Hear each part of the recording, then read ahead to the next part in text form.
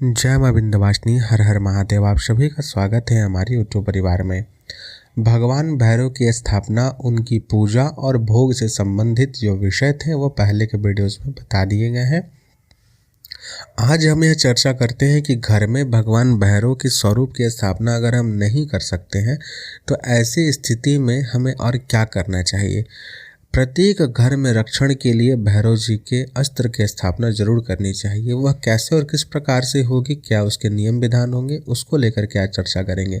बड़े से बड़े तंत्र का प्रक्षेपण, बड़े से बड़े तांत्रिक जब किसी प्रकार के मारण क्रियाओं को कर देते हैं तो भैरव का अस्त्र अगर जागृत हो और घर के रक्षा में संलग्न हो, संकल्पित हो, तो वह सारे प्रयोग द्वार पर ही भैरव के अस्त्र के द्वारा रोक दिए जाते हैं। तो आज का विषय हर हम सनातनी व्यक्तियों के लिए अत्यंत महत्वपूर्ण है। आप सभी का स्वागत है। कृपया चैनल को सब्सक्राइब कीजिए, वीडियो को लाइक कीजिए। आपके कोई प्रश्न हो तो आप कमेंट कर सकते हैं। वीडियो के डिस्क्रिप्शन में टेलीग्राम ग्रुप का लिंक दिया है, वहाँ हमारे साथ अवश्य आप सभी जुड़ जाएं ताकि वहाँ हम एक दूसरे को अपने साथ अपने जीवन के अनुभव और ज्ञान का आदान प्रदान करते हुए इस मार्ग पे आगे बढ़ सकें। आइए आरंभ करते हैं। भैरव अस्त्र की स्थापना आवश्यक क्यों होती है। पहले के समय में प्रत्येक घर में कुल की शक्ति के स्वरूप में या कुल के देवता के स्वरूप में एक लोहे का त्रिशूल घर के मुख्य दरवाजे के ऊपर जरूर स्थापित रहा करता था, जिसे नित्य धूप दीप दिखाया जाता था। कालांतर में समय बीतने के साथ साथ लोग आधुनिक होते गए और इन सभी चीज़ों को एक सिरे से नकारते चले गए हैं। आज के समय में अगर आपको यह सब चीज़ देखने को मिलेगा तो यह काफ़ी कम ही ऐसे लोग होंगे या ऐसी परिस्थितियां होगी तभी स्थापित किए होंगे, नहीं तो लोग नहीं करते हैं। जबकि वास्तव में होना यह चाहिए कि जो यह पूर्वजों के द्वारा दिया गया चीज़ है इसे हमेशा सहेज के रखा जाना चाहिए था। पहले के समय में घर में लोग बटुक भैरव या काल भैरव की स्थापना नहीं अगर करते थे तो ऐसी स्थिति में या तो किसी शिला पर भैरव का आवाहन करके पूजन करते थे अथवा उनके अस्त्र के स्वरूप में भैरव जी का आवाहन होता था। और घर में रक्षण के लिए घर के मुख्य द्वार के बाहर या तो आंगन में या मुख्य द्वार के पास में एक गमले में या किसी स्थान को दे करके वहां अस्त्र का स्थापना किया जाता था, जहां नित्य नियम से सुबह शाम धूप दीप जलता था भैरव जी के नाम से। अभी के समय में यह चीज़ बंद हो चुका है। तो हमें अपने घर में जब कभी भी, देखिए क्या होता है कि घर का जब कभी भी बंधन किया जाता है, चैनल पे बहुत सारे वीडियोज़ हैं, कम से कम 4-5 वीडियो हैं जिसमें घर को कैसे बांधना है उसके विषय में बताए हैं। भैरव जी के द्वारा अगर घर रक्षित नहीं रहेगा तो पूरे तरीके से बंधन में नहीं आता है।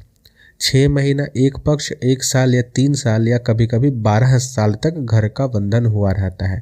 लेकिन अगर आप घर पे भैरव जी का चौकी लगा देते हैं, भैरव जी का बंधन कर देते हैं, भैरव जी के मंत्रों के द्वारा, उनके तंत्र के द्वारा या उनके अस्त्र के द्वारा अगर पहरा लगा देते हैं घर पे और नित्य नियम से धूप दीप करते हैं तो एक समय ऐसा आ जाता है कि वह अस्त्र इतना जागृत हो जाता है कि आप कि आने वाली पीढ़ी अगर पूजन पाठ न भी करे तो वह जागृत अस्त्र के पुण्य के प्रभाव से वह घर, वह स्थान, जो स्थान दिया गया है वह पूर्ण रूप से संरक्षण में रहता है भैरव जी के। इसलिए त्रिशूल जो भैरव जी का प्रमुख अस्त्र है वह अति आवश्यक होता है। त्रिशूल को किस प्रकार से स्थापित करेंगे और कैसे उसको रखा जाएगा। एक चीज़ जो ध्यान में है, जो लोग यह कहा करते हैं कि घर में कभी भी त्रिशूल अगर स्थापित कर रहे हैं तो नुकीले ना हो या फिर बहुत बड़ा ना हो या फिर धारदार हथियार नहीं रखना चाहिए। तो ऐसे बेवकूफ़ लोगों को क्या कहा जा सकता है। सनातन परंपरा के हर वह देवी देवता जो हाथ में अस्त्र शस्त्र धारण किए रहते हैं, चाहे वो कितने भी शांति प्रिय देव हों, सभी के हाथों में अस्त्र होते हैं।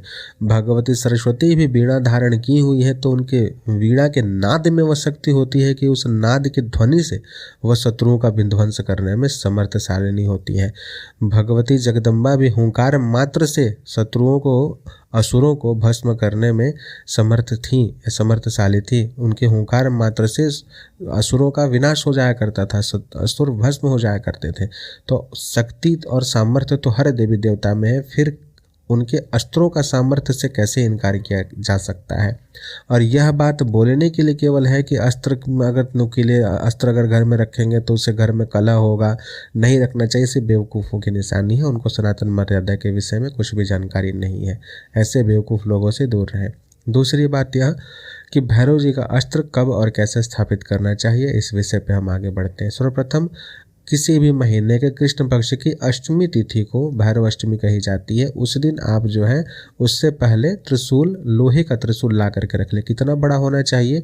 आपके जो घर के मुखिया हो उनके हाथ से एक हाथ, क्यूहनी से लेकर के मध्यमा अंगुली की लंबाई तक की उतनी नाप की कम से कम होना चाहिए। बिल्कुल छोटा सा नहीं रखना है, इतना बड़ा रखना है कि नज़र में आए, वो दिखने के लिए ही होता है। उतना बड़ा लोहे का त्रिशूल ला करके घर के मुख्य द्वार पर लगाना चाहिए। लगाने से पहले क्या क्या नियम है, उसे सर्वप्रथम अष्टमी की सुबह में घर का पूजन इत्यादि जो नित्य नियम पूजन आप करते हैं वहाँ कर लें। उसके पश्चात सर्वप्रथम पंचगव्य से उस त्रिशूल को स्नान कराना चाहिए। यानी कि पंचगव्य में गाय का मूत्र, गोबर, दूध, दही, इन सभी चीज़ों को मिला करके उसके बाद स्नान कराना चाहिए। फिर पंचामृत से स्नान कराना चाहिए और उसके पश्चात शुद्ध गंगा जल से स्नान कराना चाहिए, अगरू से स्नान कराना चाहिए।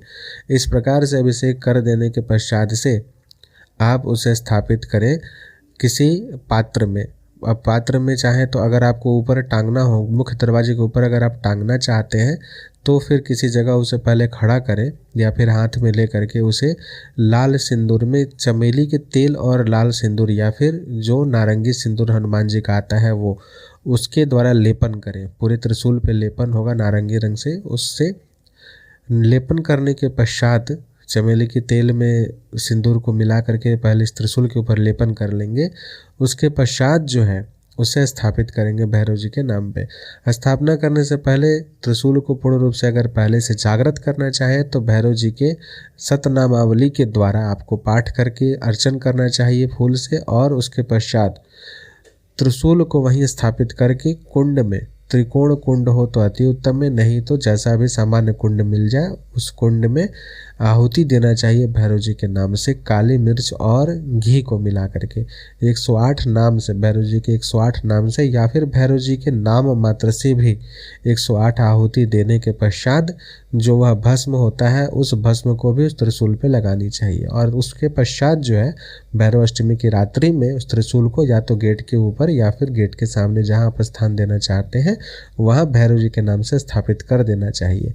भैरव जी का त्रिशूल कभी भी खाली नहीं रखना चाहिए। यानी कि चूँकि त्रिशूल के ऊपर भैरव जी जो है ब्रह्म कपाल रखते हैं तो प्रतीकात्मक स्वरूप में त्रिशूल के तीनों नोक पर एक एक नींबू जो है वह जरूर गाड़ा जाना चाहिए। यानी कि बलि के स्वरूप में वह 3 नींबू रहेंगे।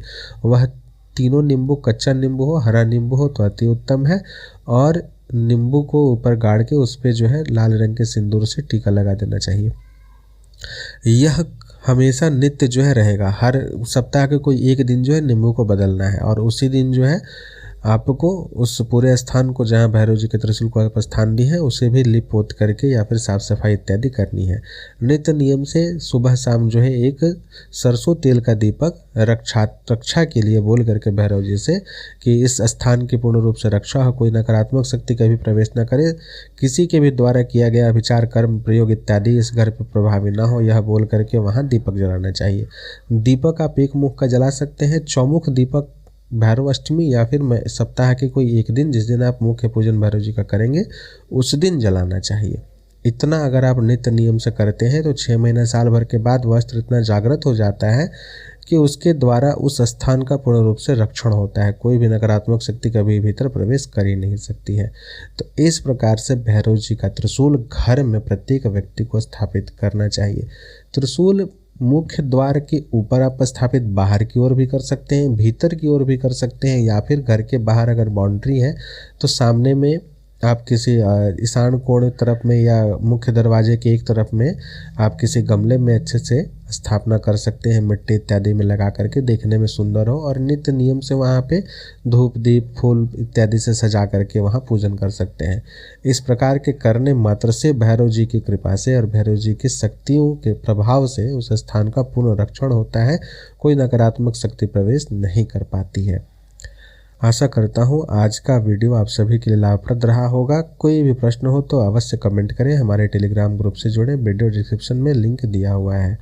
जय मां विंध्यवासिनी, हर हर महादेव।